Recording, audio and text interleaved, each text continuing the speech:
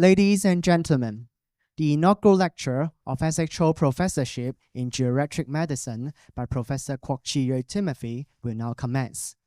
Please rise for the official procession.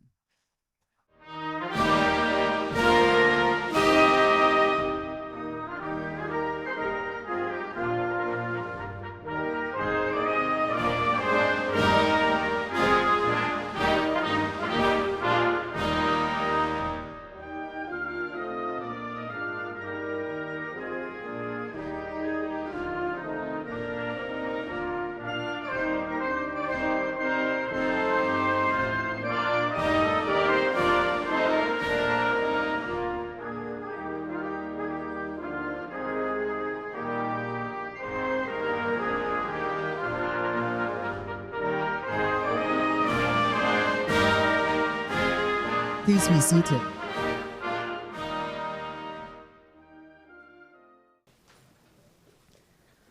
Please welcome Professor Rocky Tuan, the Vice-Chancellor and President of the Chinese University of Hong Kong, to deliver a vote of thanks to the SHO Foundation. Professor Tuan, please.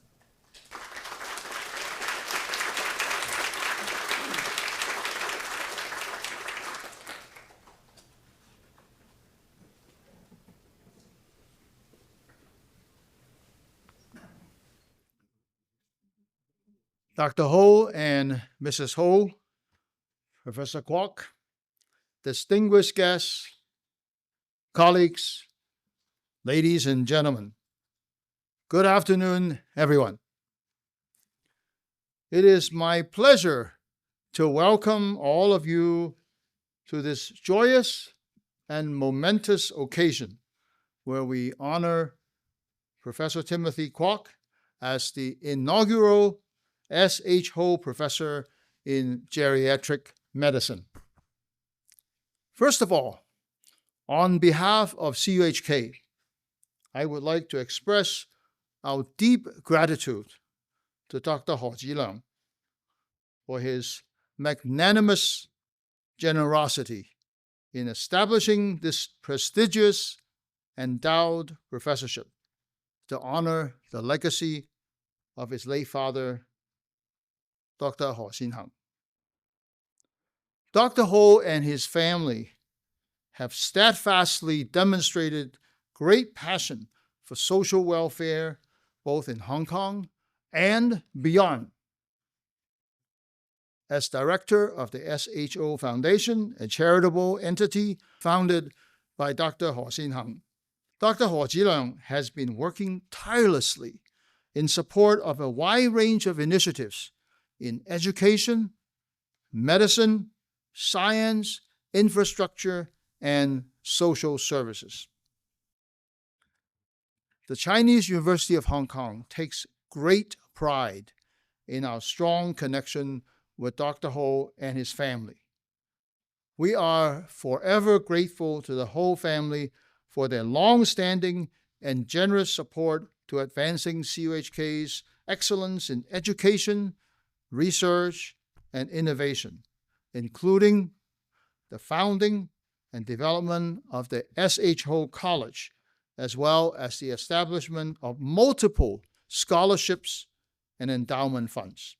As a distinguished urologist, Dr. Ho has leveraged his own medical expertise, meaning to diagnose and to treat and to develop solutions, to identify opportunities for the enhancement of healthcare services, and to allocate resources to generate high-impact benefits to society. CUHK's Faculty of Medicine and the CUHK Medical Center are deeply appreciative of Dr. Ho's staunch support that has resulted in the establishment of research projects, programs, and centers that have had a transformative impact. The SHO Professorship in Geriatric Medicine is another testament to Dr. Ho's dedication in creating mechanisms to improving lives through research and innovation at CUHK.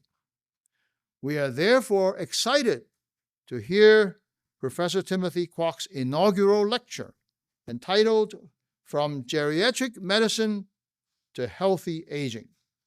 Professor Kwok is a distinguished geriatrician who has made significant contributions to a wide range of areas, including dementia detection and community care, clinical trials on dementia prevention and treatment, fracture prevention, and healthy aging. We eagerly await hearing about Professor Kwok's insights on how knowledge on health, lifestyle, and social engagement can contribute to one's active and healthy aging.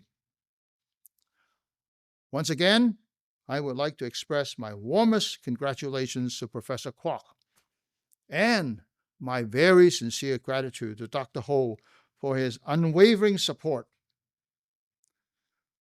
Having been a friend of Dr. Ho and Stella for the last 6+ years, I have come to understand that his generosity is truly about providing hope and the expression of trust,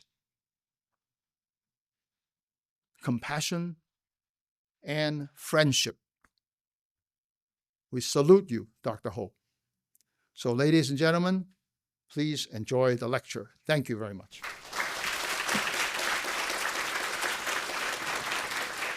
Thank you, Professor Tuan. I now invite Professor Tuan, accompanied by Professor Philip Chiu, Dean of Medicine, and Professor Timothy Kwok, to present a certificate of appreciation to the representatives from the S.H. Ho Foundation, Dr. Chu Leung Ho and Mrs. Stella Ho. Dr. and Mrs. Ho, please.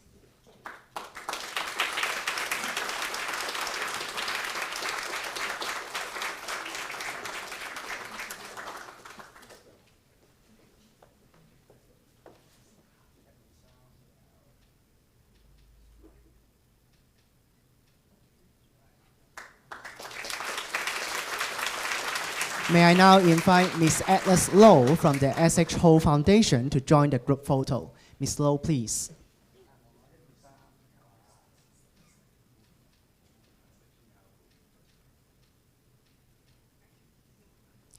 Thank you all. Please be seated.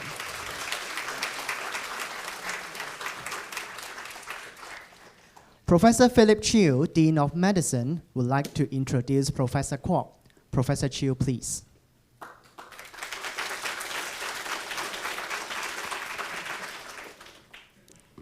Dr. Chu Leung Ho, Stella, Vice Chancellor Professor Rocky Tuan, colleagues, friends, ladies and gentlemen.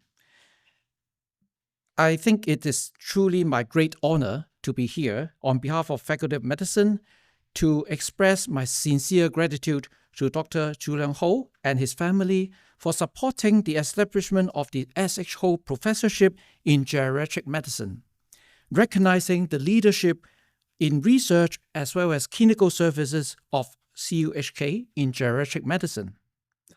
It is my greatest pleasure to also introduce Professor Timothy Kwok as the endowed S.H. Ho Professor of Geriatric Medicine. Professor Kwok graduated from University of Leicester in United Kingdom and received specialist training in geriatric medicine at St. George's Hospital in London. He returned to Hong Kong and joined our Department of Medicine and Therapeutics in 1994, the year that I graduated, and was promoted to full professorship in 2006. Over the past 3 years, 3 decades actually, Professor Kwok has made significant contribution as a geriatrician in both Prince of Wales and also Sha Tin hospitals, where he led multidisciplinary team serving our elderly. During the SARS epidemic, he served as the acting chief of service in Department of Medicine at the Tai Po Hospital, leading the clinical team in fighting SARS. His dedication to clinical service in geriatric medicine earned him 2 Best Team Awards from Hospital Authority, especially recognizing his work in expanding community geriatric outreach services. Additionally, Professor Kwok has trained many health and social care professionals through his postgraduate courses in geriatric and dementia care. Professor Kwok has a wide range of research interests, ranging from health service models, end-of-life care, nutritional problem in old age, dementia, osteoporosis, fall and fracture, and sarcopenia. He has been the project leader of a large prospective cohort of elderly population since 2001. I recently learned from Timothy that this very reputable cohort has been also interested from all over the world in making research collaboration with Timothy. This cohort has been the first of its kind in Asia, generated a lot of insights in aging population care in Hong Kong. With the generous donation of Ms. Therese Chow and contributions from research collaborators, follow-up is still ongoing with novel assessment and parameters. Professor Kwok has also set up another prospective cohort of over 1,000 population well-characterized elderly with early stage of Alzheimer's disease. Hopefully, this will lead to a better diagnostic of Alzheimer's disease with more effective intervention in the future. To the general public, Professor Kwok is better well known for his contribution to the care of people with dementia. Since 2004, he has been serving as director of Jockey Club Center for Positive Aging, pioneering dementia service care in Hong Kong, with strong support from the Hong Kong Jockey Club as well as our faculty. The center has been a strong advocate for early detection of dementia and more social activities for people with dementia. Since 2009, he has also been serving as director of Jockey Club Center for Osteoporosis Care and Control. The center actively promotes screening and interventions for osteoporosis, sarcopenia, and also the risk of falls in elderly, an important act for demonstrate prevention better than treatment for elderly care in Hong Kong. The SHO Professorship in Geriatric Medicine is a significant recognition bestowed upon Professor Kwok, outstanding achievement and contributions. And I look forward to learn more from Professor Kwok in his insight on medical care for our aging population. Ladies and gentlemen, please join me in welcoming Professor Kwok to the stage. Thank you, Professor Chiu. I now invite you and Professor Rocky Tuan to take your seats in the audience. Ladies and gentlemen, once again, please join me in giving a warm welcome to Professor Timothy Kwok. Professor Kwok, please.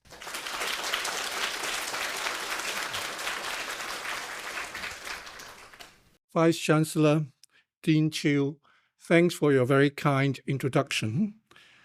Dr. He Zhilang, distinguished guests, ladies and gentlemen, it's my great pleasure and honor to see so many of my friends and colleagues, old and new, coming together to hear my story in geriatric medicine. It's going to be a long one, but I'm trying to cut it short in the interest of time. I hope that this lecture will give you some idea about geriatric medicine and how it's important to healthcare in a super aging society such as Hong Kong. Super aging, not just aging. First of all, I'd like to explain how modern geriatric medicine came about. Next slide. Well, it all started in the United Kingdom when the government decided to set up free for all national health service in the 1950s.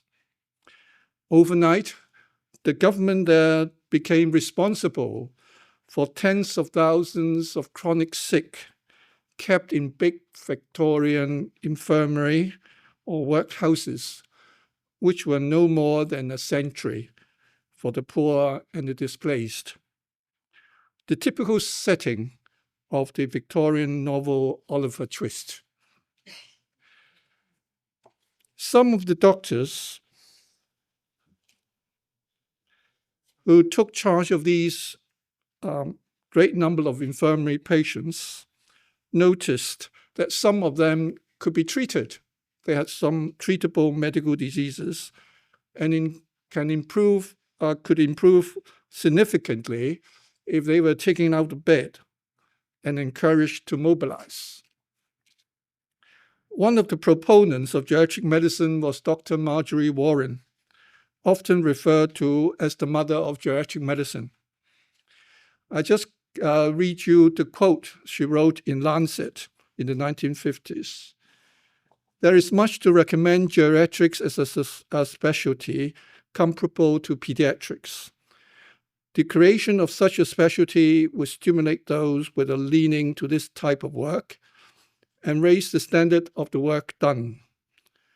This branch of medicine forms an important subject for the teaching of medical students, and the care of the chronic sick patients should also be an essential part of the training of nurses. Research into diseases which accompany advancing age should be encouraged and undertaken. Probably because of the need to discharge thousands of infirmary patients, and the geriatricians were quite good at that, geriatric medicine had a head start under the NHS in the UK. Since then, both medicine and geriatric medicine have come a long way. Although geriatric medicine has its roots in the chronic sick and the socially deprived, it is a fair question to ask what geriatricians can offer in the current and the future healthcare system. To address this question, I would like to refer to my early experience in geriatric medicine in the UK.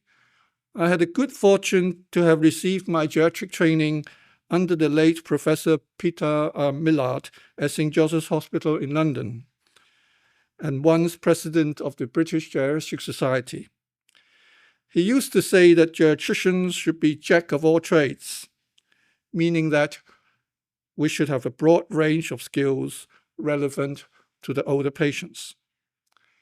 The other analogy that he liked to use was the story about Goldilocks and the three bears. I trust all of you should be familiar with that. Incidentally, it was my favorite bedtime story for my two daughters as well. Geriatric medicine is about doing the right thing for the right person at the right time. Not too cold, not too hot, just right. Another geriatrician at St. George's that impressed me was Dr. Michael Whitelaw. He was one of the most energetic persons I've come across. Even the dullest patients would respond to his greetings at the bedside or clinic. The reason for that is that he greeted all of them as if he had just met an old friend in the street. And for the old ladies, it was a very surprising and uplifting experience meeting this person. This is something that I've tried to emulate. Another lesson that I've learned from him was based on a small incident during a big multidisciplinary ward round. At the bedside of a patient, he suddenly handed over his stethoscope to a therapist and asked her to listen to the chest for him. Rightly or wrongly, I was a bit shocked at the time. To me, the stethoscope was a symbol of a doctor that I've worked hard to become. I learned that the multidisciplinary team works best if there are as little professional barriers as possible. I consider that it's the geriatrician's job to build effective multidisciplinary teams by breaking professional barriers. Just one more story. The last story that I would like to share to illustrate the expertise of a geriatrician is about yet another small incident during a routine ward round in my first job as a junior doctor in a geriatric ward in Leeds. It was a long time ago, but the ward was not as old as that. But the design is Nightingale, okay? Among the long row of geriatric patients in one side of a big Nightingale ward, such as this, there was an old man dressed in his old worn-out suits. That's what English gentlemen do. They wear their suits, as soon as they wake up. Rick might verify that. But even in hospitals, our nurses were very good. They tried their best. We never used hospital clothes. We dressed people up as usual. His watch was clearly broken, not moving. And he was looking half asleep in his chair. As soon as my supervisor, Professor Graham Mully, another professor in geriatric medicine, saw this person, without saying a word, he took off the spectacles from the man, wiped off the thick grease on the glasses, put them back on again. Immediately, the man perked up and started normally, as if nothing has happened. And to me, this was nothing short of a miracle. I think this incident encapsulates well the principles of geriatric medicine and geriatric approach: person-centered, problem-based, and common sense. The reason why geriatricians are good at finding effective solutions for geriatric patients is that we analyze problems from multiple perspectives, including non-medical ones. Another twist of this story is that the geriatrician could have asked himself the question, why were the spectacles put on, presumably by the nurses, without being cleaned? The answer to this question will potentially lead to improvement in the quality of care in the ward or even the hospital. That's the reason why many geriatricians work closely with nursing managers and involved in hospital administration. It is not a coincidence that our current chief executive of the hospital authority in Hong Kong was a practicing geriatrician. You must ask him for that. For so much for my experience of geriatric medicine in the UK. By 1994, my life was at a crossroad. By then, I've completed my geriatric training and started to look for consultant posts in the UK.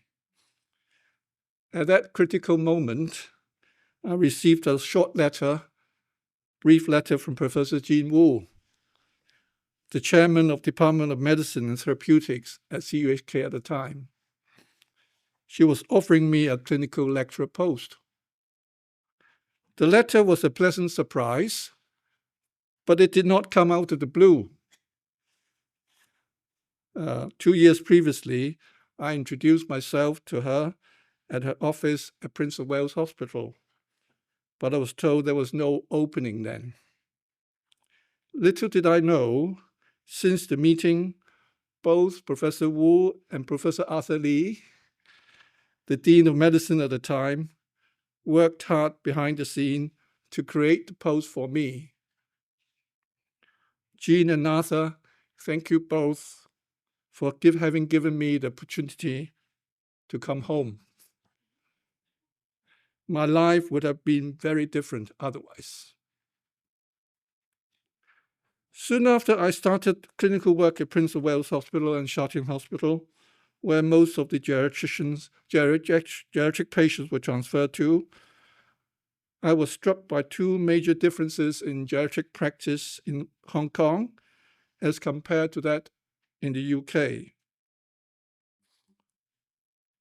First, physical restraints in hospital wards and nursing homes were commonplace here, while there was none in the UK.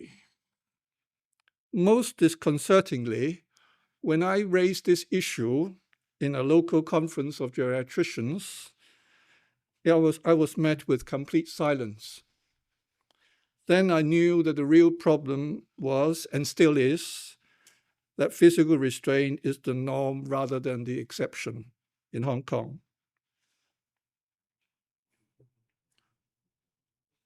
Once, when I was doing my geriatric ward round at Sha Tin Hospital, an elderly man restrained by so-called safety vest because he fell. He was admitted because of falling. And he did have multiple strokes, and there was very high risk of stroke or fall. He asked me the question, "Doctor, am I in prison?" Okay. It was a genuine question rather than a complaint or a cry for help. So I took this rare opportunity to get the nurses to do something about it. I told them, the patient is complaining, so do something. Well, our nurses were very good. They did do something. They moved the patient to the single room next to the nursing station and lowered the bed and removed all the restraints. From then on, the patient improved dramatically and was able to return home 2 weeks later. This positive experience prompted me to perform a randomized controlled trial of homemade, you can see homemade, pressure sensors placed in bed and chair to see if this technology could reduce some physical restraints. But unfortunately, the data showed that the nurses just took it as an additional safety measure and didn't continue to use physical restraints anyway. Nevertheless, after this trial, the senior nurses started to meet regularly to discuss about physical restraint reduction in hospital. A few years later, with the leadership of the head of nursing, Dr. Maria Choi, who is in the audience today, and support from our geriatricians and the hospital chief executive, Susanna Low, we managed to remove all the safety vests, that means the jacket around the chest, from our geriatric wards without an increase in fall rate. So the safety vest rate dropped to 0. In fact, we got rid of all the safety vests from the wards in Sha Tin Hospital, and the fall rate remained very low. In fact, too low, because when I was trained in the UK, there were lots of falls in hospital wards. But in Hong Kong, we don't have falls, very, very rare. That's because our nurses are so careful about fall prevention, which is a good thing. Believe it or not, this was unprecedented in Hong Kong. I'm very proud to be part of this initiative. But unfortunately, few hospital wards and nursing homes followed our example. They had better things to do. But this unethical practice is still commonplace today. According to the experience in the US, where restraints were also rampant at some stage in nursing homes, legislation was required to put a stop to this. It happened in the 1970s. To them, it is a human right issue, not a medical one. The second challenging problem that I've come across was the common use of nasogastric tube feeding in frail old people with advanced dementia, feeding problem being the commonest cause of death in end-stage dementia if they live long enough. In the UK, to be honest, I never came across such a scenario in my 10 years of hospital training.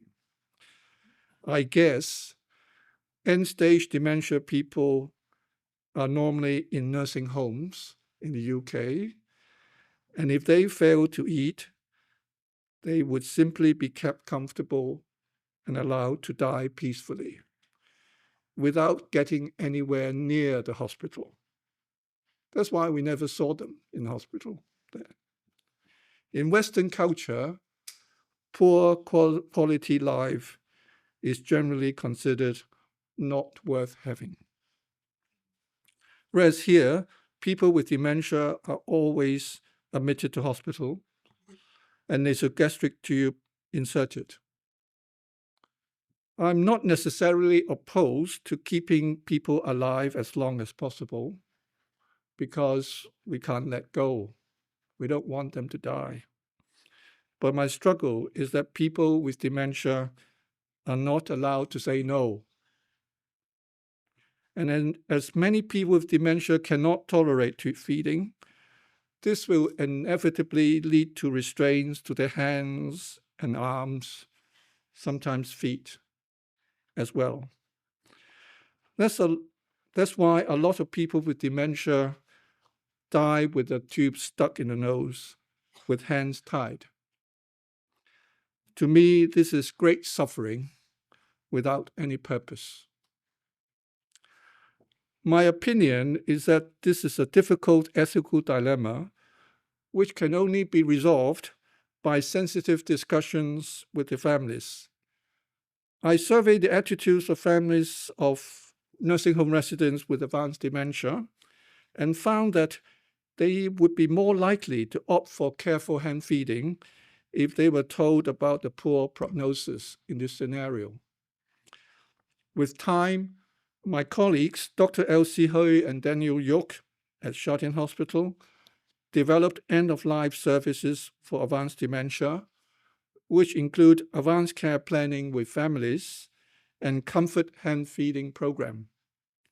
In fact, not all of them die. Most of them, quite a lot of them, started eating again and can be discharged.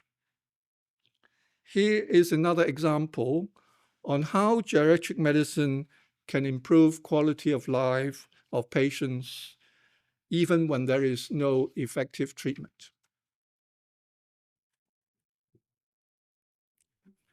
In 2001, I had a taste of hospital administration when I was transferred to Taipo Hospital to be the honorary or acting, whatever you call it, chief of geriatric service there.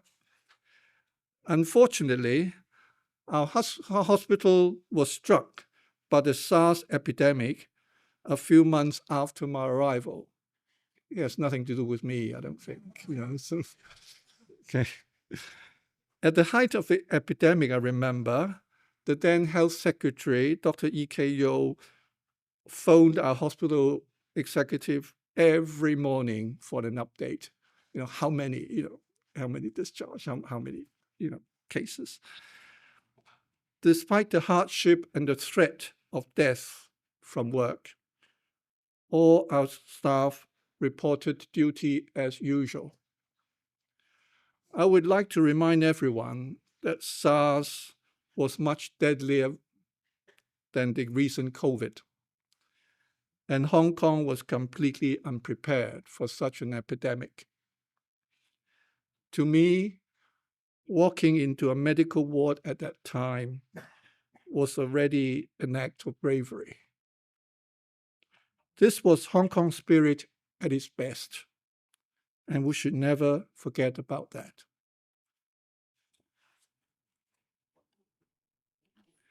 Another event that I shall never forget is that a young doctor in my department, Dr. Zheng Ha-yan, contracted SARS while at work and died a week later.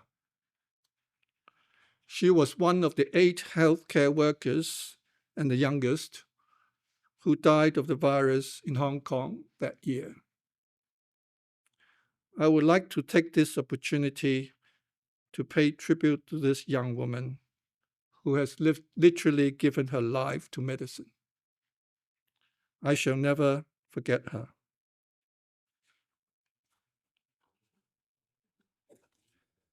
In 2003, A mobile phone call from Dean Kwok Tai changed the course of my geriatric career. Dean Kwok asked me if I was interested to become the director of Jockey Club Center for Positive Aging, which was set up 2 years previously by CUHK in collaboration with Hong Kong Jockey Club Charities Trust and Hospital Authority. The center provides day and residential care for those with dementia. It was first of its kind in this part of the world. Here, we demonstrated how social and physical activities can help to preserve cognitive function and quality of life for people with dementia. It's remarkable to see how some of the clients could live with dementia so well over the years. This lady was one of our stars. By mean stars, I mean she likes to appear in public, okay, in front of the reporters. Okay, she's a real star. She improved significantly after attending our daycare and remained cheerful over the years. She attended our center for 15 years or so, a very long time.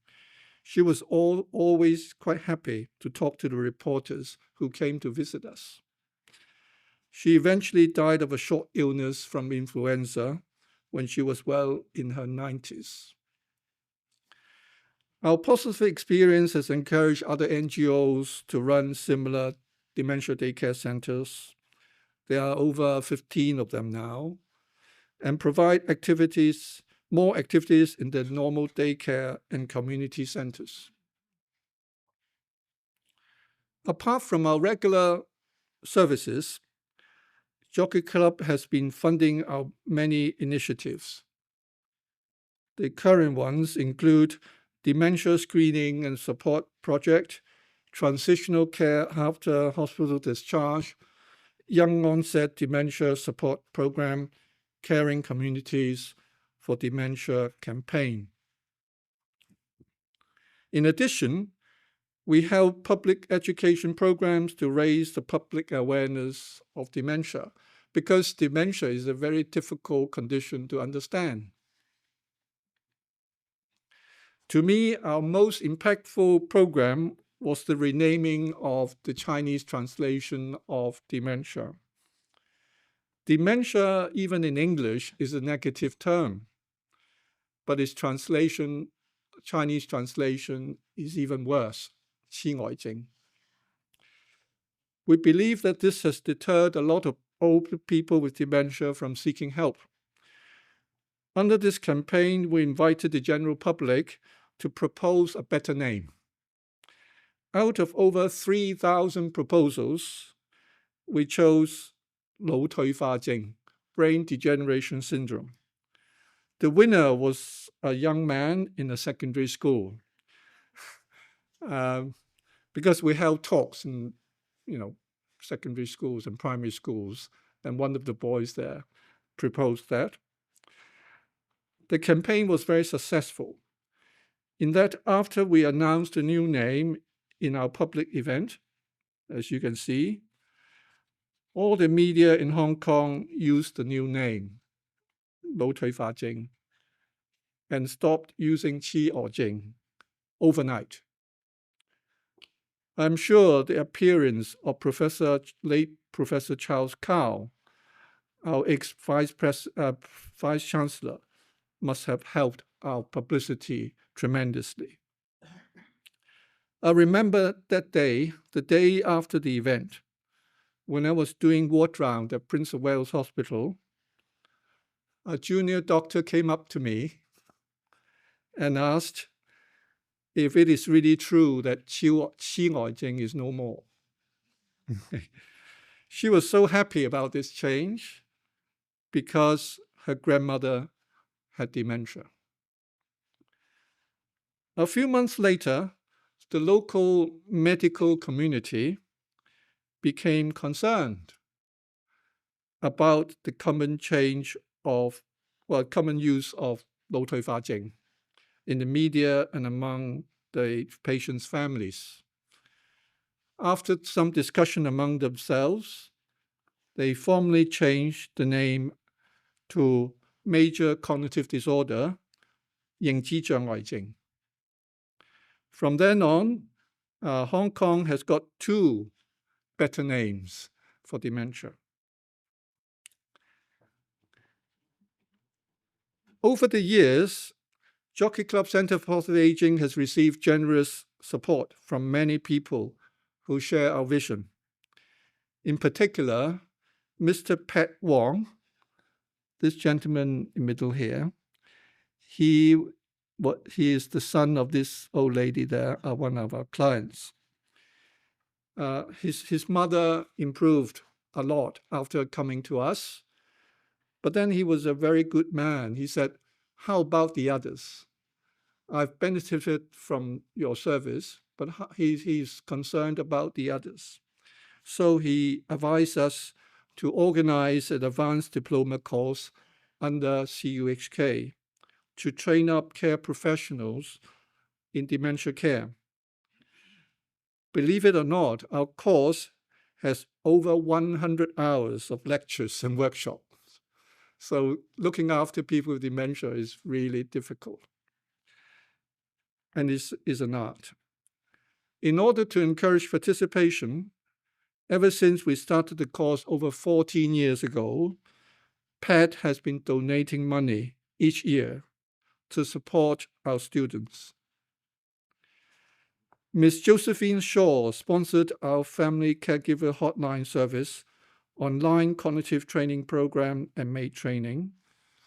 Ms. Mary Leung supported dementia care research and music therapy at our center.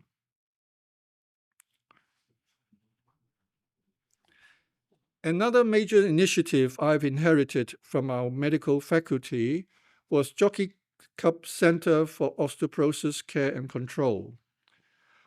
The center was set up in 2001 by Professor Leung Bing-chung in the middle there, and Professor Edith Lau, who's in the audience, to promote research and services for osteoporosis, which was then a relatively new medical entity. In particular, the center set up a large cohort of 4,000 older people.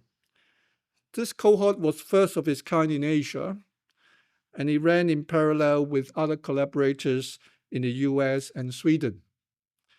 The original objective was to identify the risk factors of fractures, but because of the richness of the data set, it turned out to be a major study of aging and aging-related medical conditions in Asia. Remarkably, with the funding support from private donor Ms. Therese Chow and our research collaborators, follow-up is still ongoing. In the year 20 follow-up, we managed to follow up 300 out of the 4,000, 300 subjects. They are the real survivors. The average age was 87, and the oldest was 100. The year 22 follow-up has just been started. Okay, so we're hopeful that we can get about 200 this time.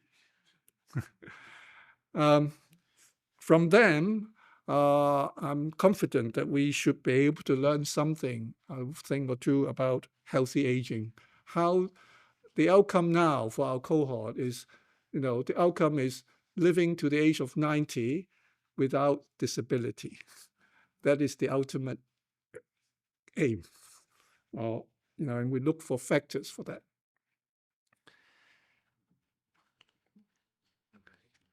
In the last few years, I've started a new cohort myself in collaboration with the Neuroscience Laboratory led by Professor Nancy Ip, who's in the audience as well, Vice President of the University of Science and Technology.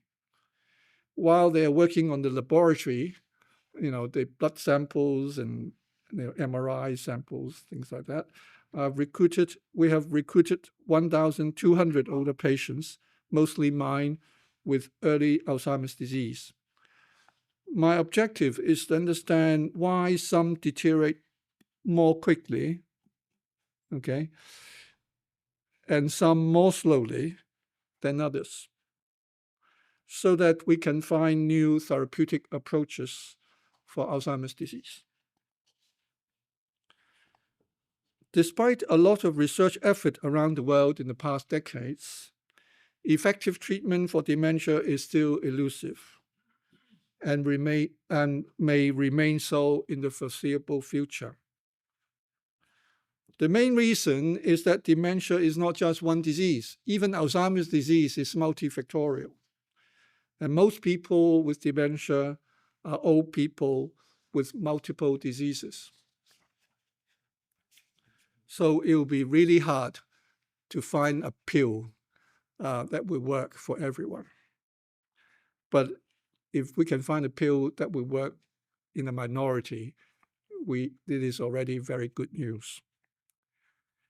In my opinion, the best strategy to limit the impact of dementia in our society is to prevent it. Prevention is always better than cure. There is good evidence that combination of physical exercise, healthy diet, cognitive training, and optimal control of hypertension and diabetes may at least delay the onset of dementia. In 2019, the WHO identified prevention of dementia as a global public health priority. In addition, there has also been recent development in the use of technology in the measurement of and interventions against age-related functional impairment, such as mild cognitive impairment, the prodromal stage of dementia, sarcopenia, poor balance, osteoporosis, etc.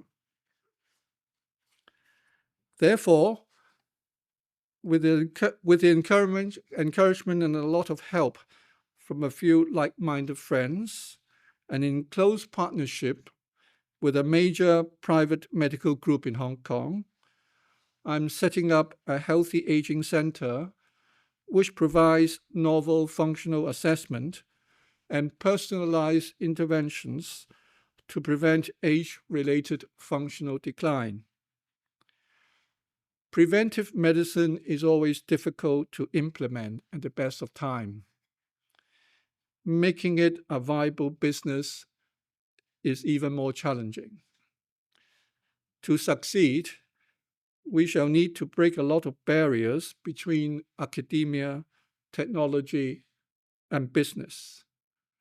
I believe that our team has the expertise and determination to achieve that. To conclude, I'm very grateful for the opportunities that Chinese University of Hong Kong has presented to me and all the support that I've enjoyed from my colleagues and friends over the years. I believe that the geriatric approach is the best solution for the complex medical problems in old age and probably for aging as well. Last but not least, my special thanks to Dr. He Qiliang and his family for the great support to geriatric medicine and to me personally. Before you go at the exit, you're most welcome to have a copy of my book, which contains stories about my patients that I can still remember. Thank you very much for your attention.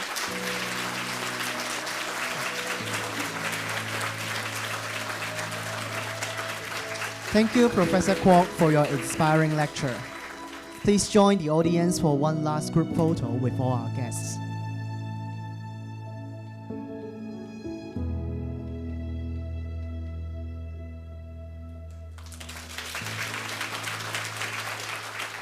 Thank you, everyone. Ladies and gentlemen, that concludes the inaugural lecture. Please rise as the official procession exits the hall.